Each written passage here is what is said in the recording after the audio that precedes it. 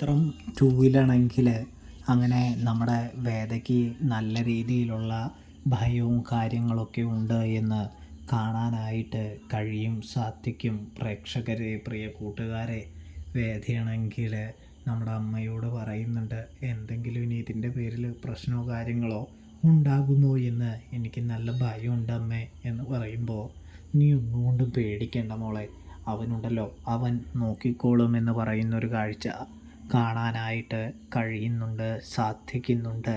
പ്രേക്ഷകരെ, പ്രിയ കൂട്ടുകാരെ, ഇതേ സമയം തരുൺ വന്നിട്ട് വേദയോട് പറയുന്നുണ്ട്, ഒന്നുകൊണ്ടും പേടിക്കേണ്ട വേദ, എല്ലാത്തിനും നമുക്ക് പരിഹാരം കാണാമെന്നേ എന്ന് പറയുന്നതും കാണാൻ കഴിയൂട്ടോ.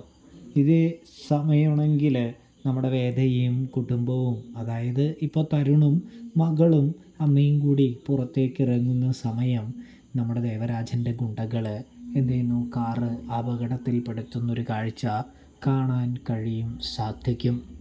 ഒടുവിലതാ നമ്മുടെ തരുണാണെങ്കിൽ ദേവരാജൻ്റെ വീട്ടിലേക്ക് പ്രതികാരം ചെയ്യാനായിട്ട് വന്നെത്തിയിരിക്കുകയാണ് എന്ന് കാണാൻ സാധിക്കുന്നുണ്ട്.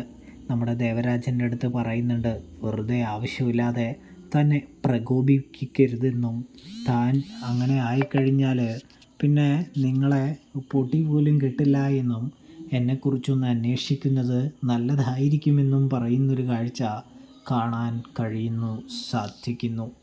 എന്നെ ഇനിയും വരുത്തരുത്, വരുത്തിക്കഴിഞ്ഞാൽ നിനക്കത് നല്ലതായിരിക്കില്ല എന്ന് പറയുന്നതും കാണാൻ കഴിയുന്നുണ്ട്. ഇതിനെല്ലാം പുറമെ വിക്രത്തെയും നമ്മുടെ ചേച്ചിയുടെ മകളെയും കാണിക്കുന്നുണ്ട്. അവർ രണ്ടുപേരും നല്ല രീതിയിൽ സംസാരിക്കുന്നതും കാണാനായിട്ട് കഴിയുന്നു, സാധിക്കുന്നു. അപ്പോൾ റിവ്യൂ ഇഷ്ടപ്പെട്ടാൽ ചാനൽ മറക്കാതെ സബ്സ്ക്രൈബ്